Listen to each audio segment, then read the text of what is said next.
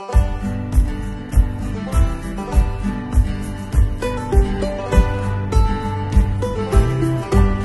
y'all, Fat Man Outdoors. Wanted to let y'all in on a little thing I did. You've heard me talk a lot about my Taurus G3. I've packed that little pistol for a long time. Never had it fail. Never had an issue out of that pistol. But I ran across something and I liked it, and I retired the G3. What I wanted to show you was, this is my new everyday carry. This is a CZ 9mm. It's the CZ P07. It comes with two 17-round steel mags. Now, what I like about this pistol is it's single action, double action, and it's hammered. Okay, you can see there's a hammer on the back of it. Alright, now it does have a decocker on both sides. It's ambidextrous decocker. Now it also comes with a kit where you can take out the decocker and actually put in a thumb safety if you want to carry it with a hammer back and a safety on, like a lot of people carry a 1911.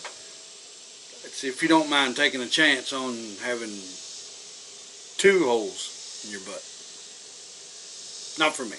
Anyway, and I've double checked it to make sure there's nothing in it.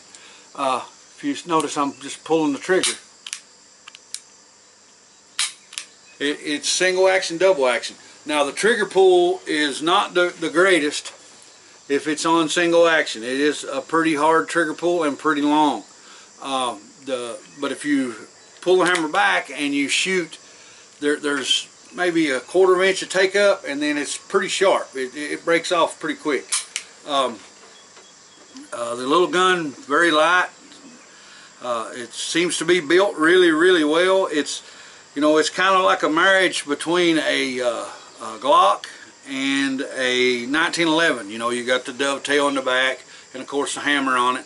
But once you take it apart for the internals, and this one's kind of tight, so I'll see if I can. It's kind of tight to get everything lined up just right. I don't have my Glock tool out here, so there we go. This one's new and it ain't been took apart any, so. But as you can see, the insides, they're basically the same as a Glock. I'll tell you, to be honest, one thing that I noticed is how much the integrals look like the inside of a Taurus, you know, of the G3. It does have a very similar spring to the Taurus, and the barrel tangs are exactly the same. And it has a good barrel. Looks like probably a Wolf Creek or a Baron barrel. Everything's real solid. The machining looks good.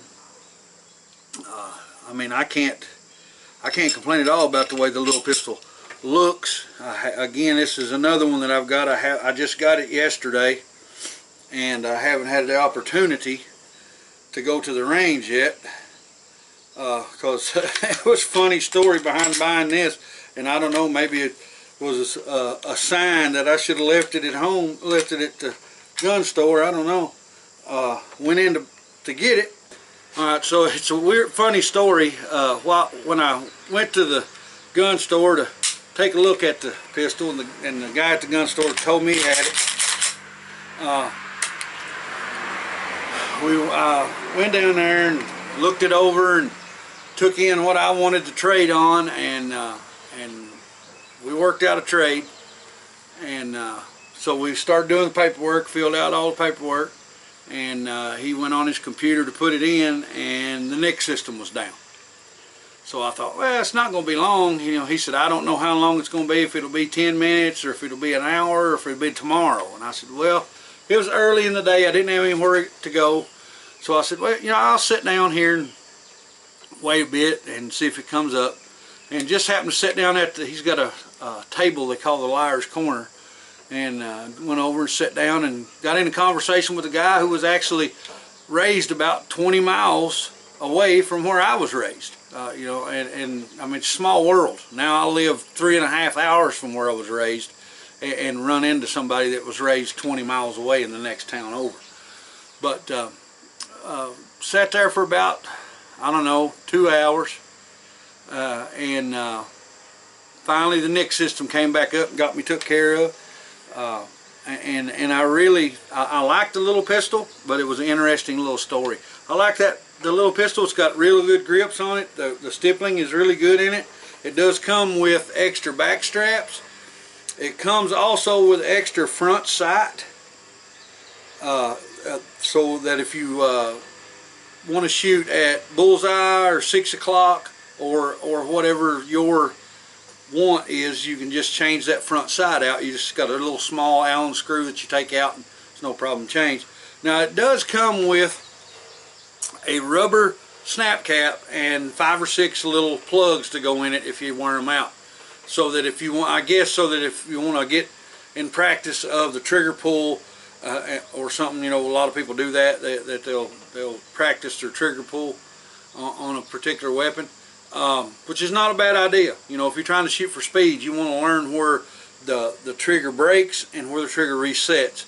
And it's better not to fire it without a snap cap in it, because that way the shoulder of the firing pin isn't hitting, and it's not going to work harden the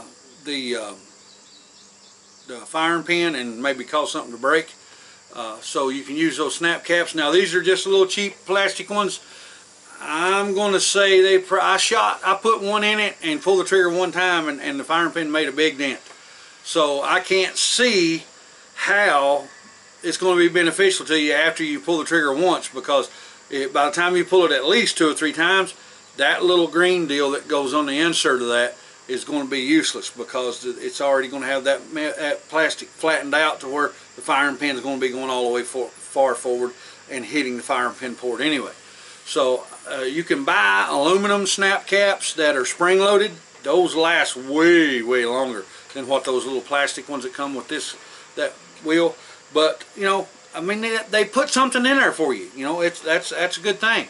But like I said, it comes with 2 different sets of back straps other than the one that's already on it. I kind of like the one that was on it from the factory. Fits my hand real well. The dovetail sets up in the webbing of my hand real well. It's a real natural feel. It fits my Glock holsters. I've got a Glock paddle holster that is a lock holster where you have to push the button on the holster to pull the pistol. This locks right into it. It's got the nice trigger guard on the front. It does have some texturing on the front of the trigger guard, and I like that because when I'm shooting, and I'll take my pointer finger and pull down really hard on that trigger guard to prevent rise, so I can get back on second shot real quick, and that I like that. Now the magazine release is only on one side. I do not know if any magazines for anything else will fit it. But you do get 2, like I said, you get 2 metal 17 round magazines from them when you buy the pistol. That's what was in the box when I got mine. You know, the little gun looks good. It feels good in your hand. I really like it. Doesn't put my thumb on the decocker. It wants to guide my thumb away from that decocker to where it'll come down under it. And I like that, because that way I don't have to worry about pulling the decocker in a situation where I'm trying to use the pistol.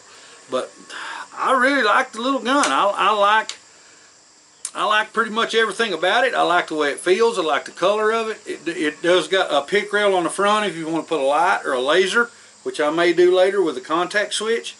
It's easy takedown.